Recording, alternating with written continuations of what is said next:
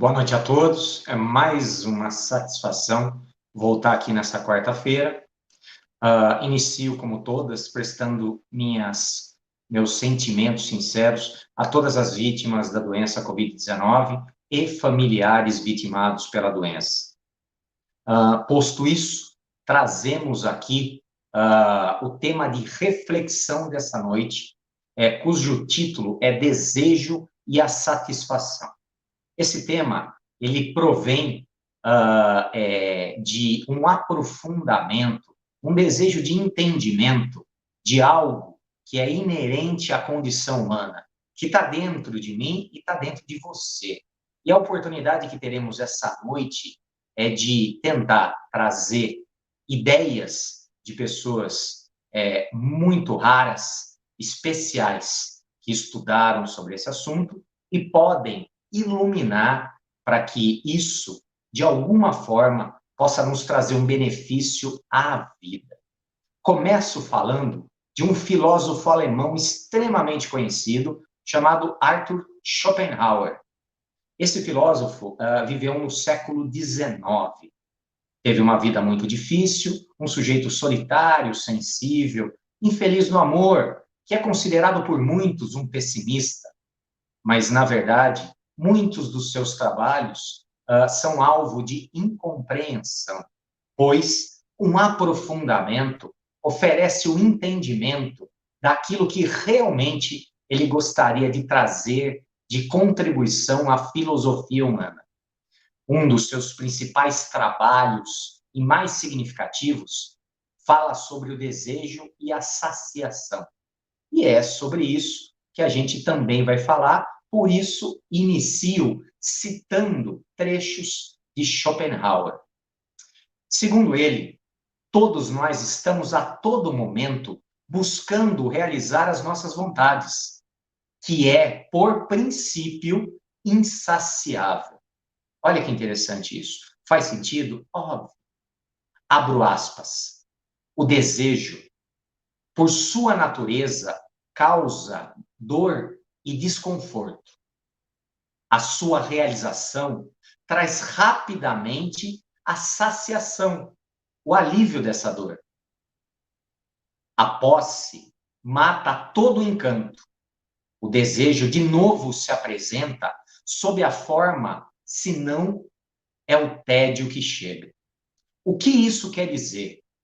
Quer dizer que Schopenhauer acreditava que a natureza humana consistia num pêndulo. Vocês sabem o que é o pêndulo? É algo que vai de um lado para o outro. Um pêndulo entre desejar e sentir o tédio quando a gente satisfaz o nosso desejo. Para desejar de novo, para sentir o tédio quando a gente tem o nosso desejo satisfeito. O que vocês acham dessa reflexão? Faz sentido? Se a gente se aprofundar, refletir bastante, a gente pode encontrar na gente, nos outros, ou até num exemplo muito simples, que é o exemplo de uma criança num playground, aonde ela vem encantada e fala, eu quero andar no escorregador. E ela desce no escorregador, imediatamente eu quero subir no pula-pula. E ela vai no pula-pula. E quando ela pula, ela imediatamente quer subir na gangorra. E da gangorra ela quer ir para a balança. E ela vai desejando, e a vontade vai motivando ela. E cada vez que ela sacia essa vontade, uma nova vontade aparece. Essa natureza, exemplificada numa atitude infantil, ela realmente está presente na vida da gente. E aí, para ilustrar essa história, eu gostaria de contar uma excelente parábola antiga oriental. Essa parábola, ela não tem um autor conhecido, mas mesmo assim cabe a atenção de cada um de nós. Vamos lá? Era uma vez um simples quebrador de pedras, que estava muito insatisfeito consigo mesmo e com essa posição humilde na vida. Um dia, ele passou em frente numa rica casa e pensou: quão poderoso é o mercador dono dessa casa. Ele ficou invejoso disso e desejou que ele pudesse ser como o comerciante rico, dono da mansão. Para sua grande surpresa, ele repentinamente, como mágica, se tornou o próprio comerciante, usufruindo do luxo, do poder que ele jamais tinha imaginado. Passou-se um tempo. Um dia, um alto oficial do governo passou em frente à sua rua, da sua mansão, carregado em uma carruagem recoberta de seda, acompanhado por atendentes e escoltado por soldados que batiam tambores para afastar as pessoas mais humildes, mais pobres.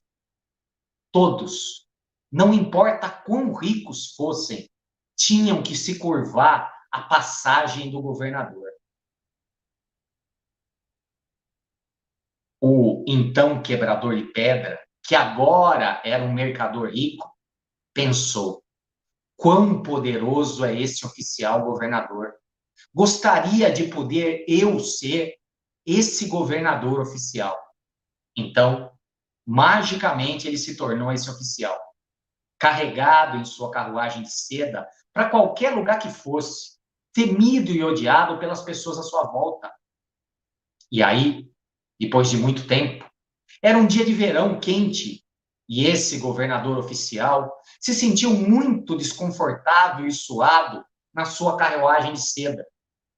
Ele olhou pela janela para o sol e o sol brilhava orgulhoso no céu, indiferente pela sua insignificante presença abaixo.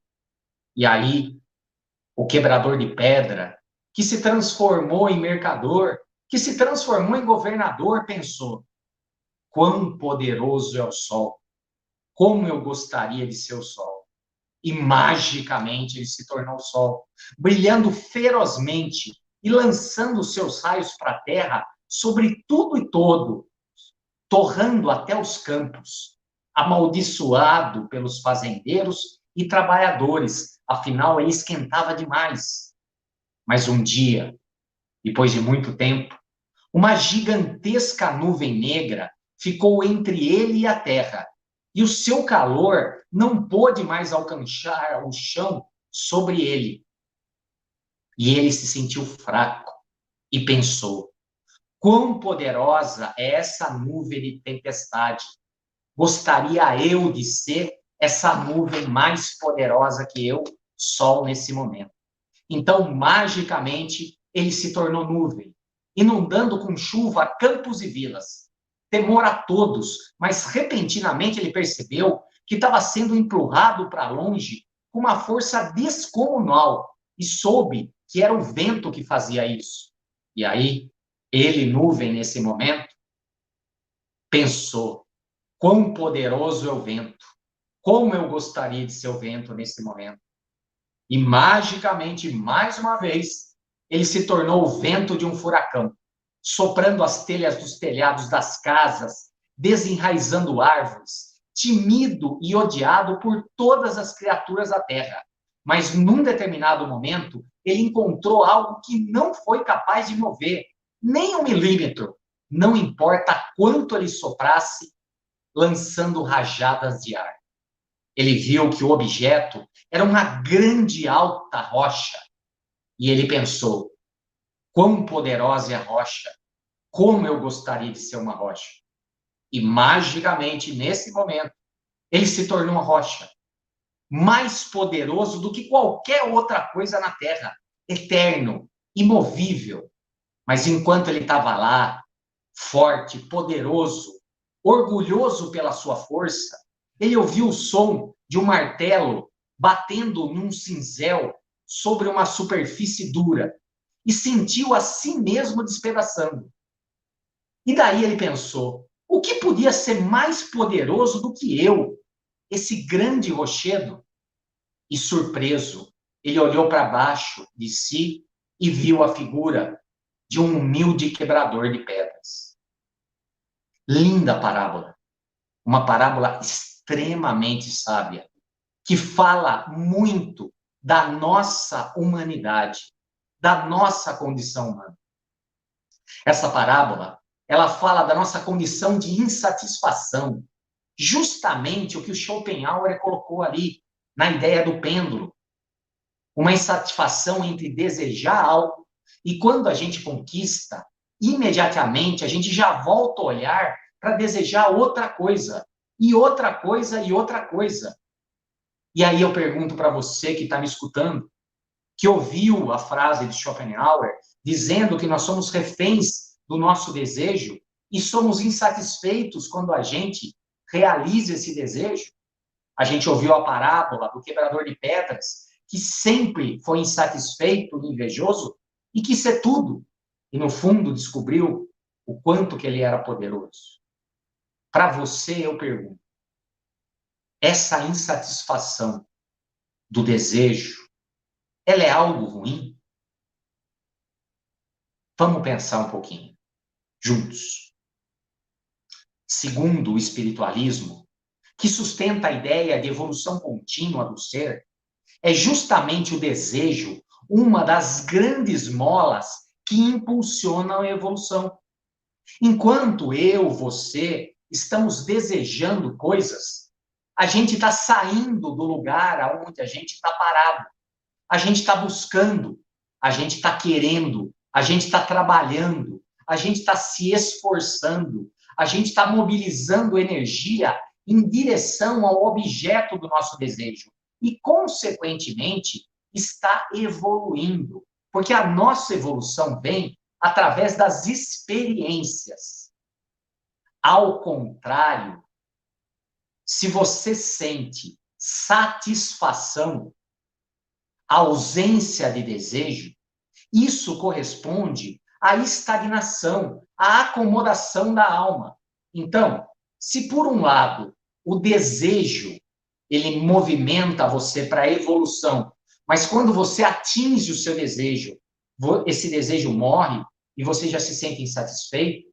Por outro lado, não desejar, isso sim é ruim, porque isso corresponde à morte da alma.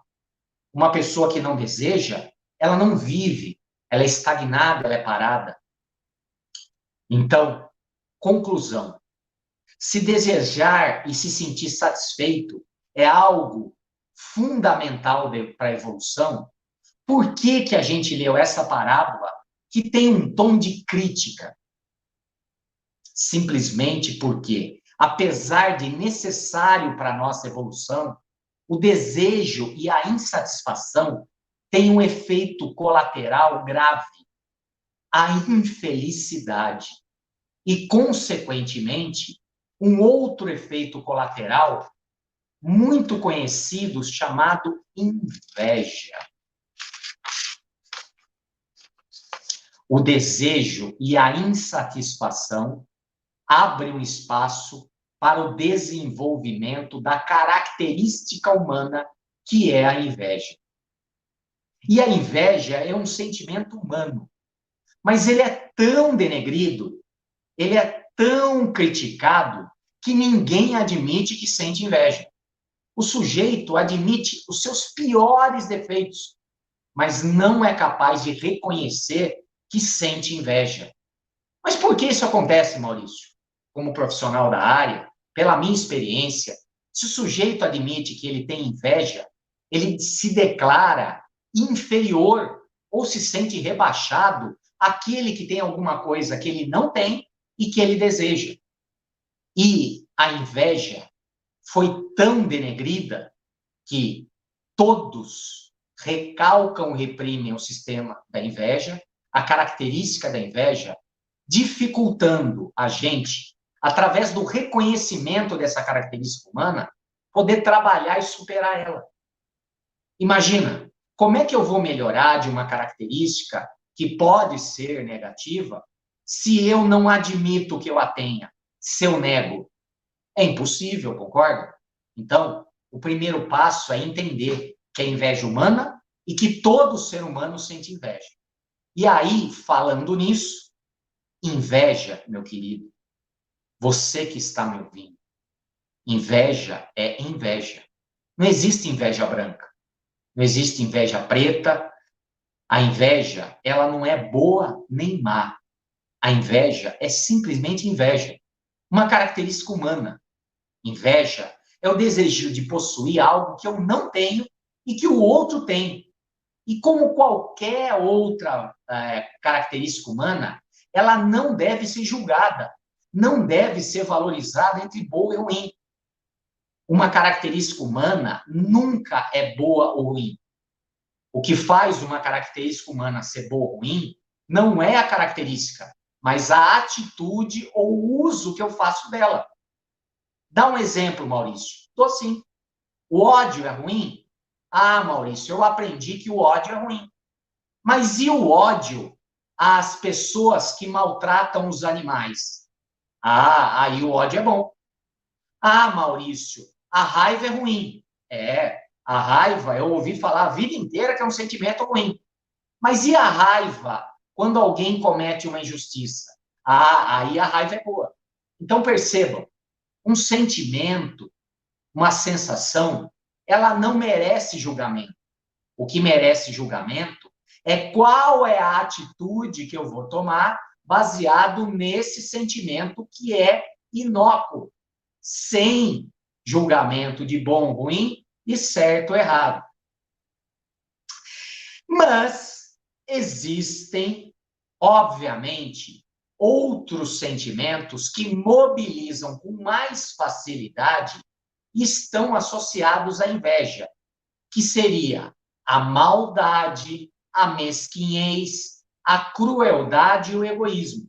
Por isso que a inveja é tão mal falada.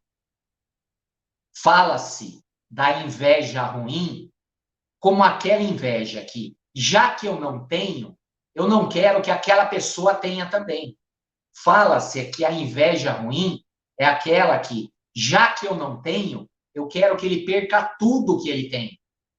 Percebam? Não é a inveja que está motivando isso. A inveja é o simples desejo de possuir o que o outro tem. Quando eu quero que o outro não tenha, é maldade, é crueldade, é egoísmo, é mesquinhez. Então, a partir do momento que nós entendemos o que sentimos e não julgamos, julgamos simplesmente as nossas atitudes, os nossos comportamentos, aí sim estamos entrando no caminho do autoconhecimento e, especialmente, da grande proposta espiritualista, que é a reforma íntima, a melhoria interior de cada um de nós. Então, continuando a nossa fala, o desejo é a insatisfação. Precisam ser entendidos como uma condição e não um meio em si. Desejo e insatisfação fazem parte da vida, não são a vida em si. Não estamos condenados ao pêndulo que Schopenhauer falou. Eu desejo algo e quando eu consigo, eu fico insatisfeito, com tédio, e aí eu volto a desejar outra coisa. Esse era o conceito de Schopenhauer. Nós, ampliando a nossa reflexão, expandindo a visão para uma visão mais abrangente, espiritualista, nós mudamos o conceito e ampliamos a aplicação dessa ideia. E o que precisa ficar mais claro diante dessa afirmação entre desejo e satisfação é que a felicidade nunca, nunca, em nenhum momento vai estar na realização de um desejo. Por quê? Porque, segundo Schopenhauer, segundo um grande psicanalista do século XX, chamado Jacques Lacan, o desejo é realizado e, quando ele é realizado, imediatamente ele morre. E morto o desejo, abre-se um espaço para que eu deseje outra coisa. Exemplo, eu desejo um carro. Nossa, eu passo meses sonhando, olhando, lendo, assistindo vídeos de YouTube, indo ver na concessionária, planejando. E no momento que eu consigo recursos, vou lá e consigo comprar o carro, o que acontece? O desejo de ter o carro morre. Afinal, eu já tenho o carro. E aí o que acontece? Morre junto a felicidade contida no desejo de ter o carro. Bom, essa conversa está muito esquisita, Maurício. Você falou que Schopenhauer estava errado, que essa história de pêndulo entre desejar e ficar com tédio quando a gente realiza é uma condenação da condição humana. E aí eu explico que, parcialmente, existe o desejo de ter um carro. Esse desejo me traz excitação, felicidade. Quando eu conquisto o carro, eu já tenho. O desejo morre. Afinal, eu já conquistei o objeto do meu desejo. E com isso, a felicidade que estava contida no desejo morreu também. Mas o que me sobra? Aí sobra uma coisa que a espiritualidade e o espiritualismo nos ensinam. O desejo de usufruir daquilo que a gente conquistou.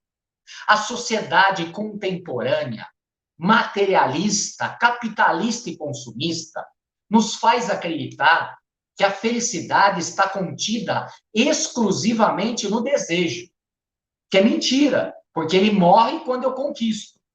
A verdadeira felicidade não está em conquistar desejos, mas em usufruir daquilo que eu já conquistei. Feliz não é quem compra o carro. Feliz é quem aprendeu e se permite desfrutar de usufruir, de gozar, de dirigir, de aproveitar o carro que comprou. Se realmente, então, quando eu possuo alguma coisa que eu desejava, eu mato a felicidade do desejo, o que me sobra, então? Sobra simplesmente eu aproveitar o objeto conquistado. A felicidade está em gozar aquilo que a gente desejou e conquistou. A felicidade não está no resultado da busca, mas em usufruir daquilo que já faz parte da nossa vida. Inclusive, voltando ao exemplo da criança, o desejo da criança cabe aqui como ótima observação. A gente deve educar as crianças a brincar com os brinquedos, não só a querer ter o brinquedo, comprar o brinquedo, mas a brincar com o brinquedo. É importante que o pai e a mãe tenham um tempo e disposição para ensinar o filho a desfrutar do divertimento de brincar com aquilo que ele desejou comprar. Porque senão estamos formando adultos insatisfeitos e aprisionados no pêndulo de Schopenhauer, aonde o sentido da vida está em desejar, comprar, ficar com tédio insatisfeito e desejar de novo. E viver uma vida sempre querendo mais e mais, infeliz, infeliz e infeliz. Entendam, estamos aqui tentando, de alguma forma, esclarecer um ponto fundamental. Felicidade está em aproveitar o que eu já tenho. E a sociedade quer nos convencer que felicidade está em desejar e correr atrás para ter aquilo que a gente deseja. Só que essa felicidade de ter o que a gente deseja é instantaneamente apagada e morta, porque ela é fugaz, ela é momentânea. Mas, Maurício, por que você falou essa história da criança? Eu falei porque, da mesma forma que a criança, o adulto não é educado a usufruir das coisas que ele tem. É raro uma pessoa, em determinado momento, parar e olhar para o seu próprio carro e falar assim: nossa, trabalhei tanto para comprar esse carro. Como eu sou uma pessoa feliz e realizada. Eu tenho um veículo que pode me levar para onde eu quiser, trabalhar, uma necessidade, pode me levar para passear. Existe um prazer em guiar, uma sensação de liberdade, de poder ir e vir. Nossa, gastei um dinheirão no meu celular novo, um objeto. Puxa vida. Mas quantas vezes eu paro e olho e falo assim, nossa, esse aparelho está permitindo com que a minha vida seja mais fácil, agilizar muita coisa, permita que eu me divirta, brincando, jogando, conversando com pessoas distantes. Como eu sou feliz em aproveitar aquilo que eu comprei. Mas, Maurício, você está falando muito de coisas materiais. Coisas materiais são exercícios ou brinquedos para coisas espirituais. Tudo aquilo que você conquista de material são preparações para conquistas psíquicas, emocionais e espirituais. Esse mesmo princípio de desejar e satisfazer pode estar numa questão afetiva. A coisa que eu mais quero na vida é um namorado. E quando eu arrumo um namorado, eu não fui educada a ser feliz aproveitando aquilo que eu tenho. Eu já tenho ele, então agora eu estou com tédio, eu estou insatisfeita. Porque em vez de aproveitar e usufruir da companhia daquilo que eu queria, aproveitar do carinho, da atenção, daquilo que eu queria, eu me deixo envolver pela insatisfação e coloco o meu olhar nos defeitos, nas falhas, nas deficiências, não naquilo que é positivo e bom. Trazemos outras palestras que eu já falei aqui sobre as visões positivas e negativas. E uma das causas da insatisfação crônica ou infelicidade no sentido afetivo está na dificuldade ou no não aprendizado da gente usufruir aquilo que a gente tem. Quem olha para o lado e fala assim, nossa, eu sou muito feliz porque eu tenho um parceiro, coisa que eu sempre desejei. E hoje, através do meu mérito, do meu esforço, das minhas qualidades, daquilo que eu sou, eu conquistei. E ele está aqui do meu lado, para me fazer companhia. Eu já não estou mais sozinho. Isso são exemplos. E eu poderia dar múltiplos exemplos, mas todos seguindo o mesmo princípio. A felicidade não está numa correria desenfreada entre desejar e conquistar. A felicidade está em a gente desejar, conquistar e usufruir daquilo que a gente conquistou com gratidão, com reconhecimento. Aí sim. Quando eu contei a história para vocês, eu vou trazer uma historinha de ilustração. Quando eu era garoto, num terreno baldio, onde eu fazia um campinho de jogar bola, isso existia no passado, era a década de 80. Para muita gente nova que está me ouvindo, parece uma coisa estranha, sabe? Mas quando a gente era novo, nas férias, a gente pegava a enxada, ia carpir um terreno baldio, cortava bambu e fazia 2 traves para fazer uma coisa que chama jogar bola no campinho. E num desses campinhos que eu jogava bola, tinha uma mangueira de manga-coquinho. E quando chegava novembro, começava a aparecer as primeiras mangas. E no final de novembro, dezembro, essas mangas coquinho começavam a ficar maduras. E depois de jogar bola, a gente estava na frente da mangueira e ia comer a manga coquinho. Vocês conhecem a manga coquinho? Ela é redondinha, é uma bolinha assim. E aí a gente descascava ela com o dente e ela é extremamente doce. Só que ela tem pouca polpa, muito caroço e ela é muito fiapenta. Ela faz uma sujeirada porque ela é bem amarela e ela deixa um monte de fiapo na boca. Mas a gente se deliciava com essa mangueira coquinho.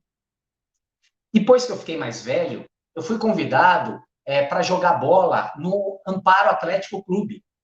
E lá, no patronato, tinha uma mangueira de manga-espada. E a gente subia no muro e pegava essa manga-espada. Era uma manga diferente da coquinho. Ela era maior, mais comprida. E quando a gente pegou aquela manga e comeu, ela era maior, tinha mais polpa e não tinha tanto fiapo. E não sujava tanto a boca e era doce, gostosa. Daí, a manga-espada era uma delícia.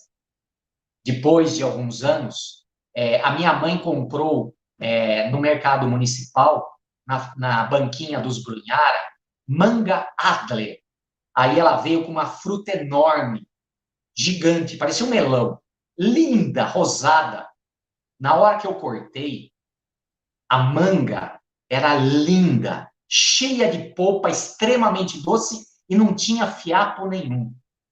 A partir daí, eu já não queria mais a manga espada nem a manga coquinho, porque eu tinha experimentado a manga.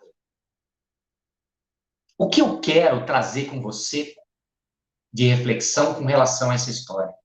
A questão do desejo e da satisfação, ela está totalmente baseada nas experiências que a gente vive.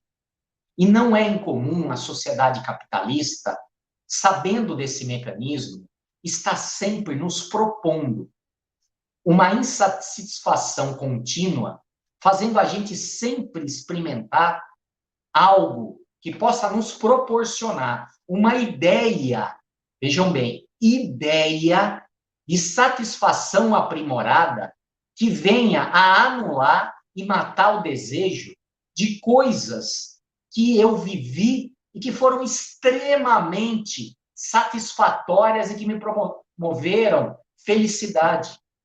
Por que você está contando a história da manga, Maurício? Porque na quarta-feira passada, fazendo caminhada da Marginal, eu achei uma manga coquinho na frente do posto de gasolina Nova Combustíveis.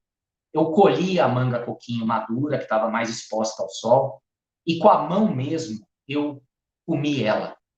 O sabor foi maravilhoso. Eu fiquei com o dente cheio de fiapo, mas ela estava tão doce, tão gostosa. Felicidade está em usufruir das coisas simples. Felicidade não é uma escada que você vai galgando, buscando luxos cada vez maiores. A felicidade, muitas vezes, está escondida na simplicidade, numa memória afetiva, num retorno a algo que a gente já viveu e já se provou ser funcional. Então, trago essa reflexão para você. Refletir sobre o que a mídia, seja na televisão, na internet, nas redes sociais, coloca para te despertar um desejo. E aquilo que realmente a tua alma precisa e com que ela se satisfaz. Se você fizer essa reflexão, corre o risco de você chegar à conclusão que para ser feliz é necessário muito menos do que o que eles falam. Que é necessário muito menos do que eles fazem a gente acreditar. E não que a gente vai parar de desejar. A gente vai continuar desejando, vai continuar conquistando, mas não vai deixar de aproveitar, gozar, usufruir de cada conquista, porque aquilo que mais nos aproxima da espiritualidade superior é o reconhecimento e a gratidão. E a gente reconhece e agradece quando a gente goza de algo que já está na nossa mão. Porque se tem algo na sua mão hoje, é por merecimento e acréscimo de misericórdia de Deus, do todo, do universo, seja o nome que você quiser dar, para isso que coordena tudo que a gente vê, sente e vive. Espero que vocês aproveitem essa mensagem, que vocês reflitam, e se você gostou, compartilhe esse vídeo nas suas redes sociais, se inscreva no canal e divulgue essas mensagens, porque essas reflexões, elas têm a possibilidade de, nesse momento de pandemia, proporcionar a oportunidade maravilhosa de uma reavaliação de valores e de um conhecimento mais profundo de quem eu sou e o que eu quero para mim e para as pessoas que eu amo. Coisa que antes da pandemia estávamos numa correria desenfreada. Desejo a todos vocês uma excelente semana. Fiquem todos com Deus e chamo o Celso para o encerramento. Obrigado.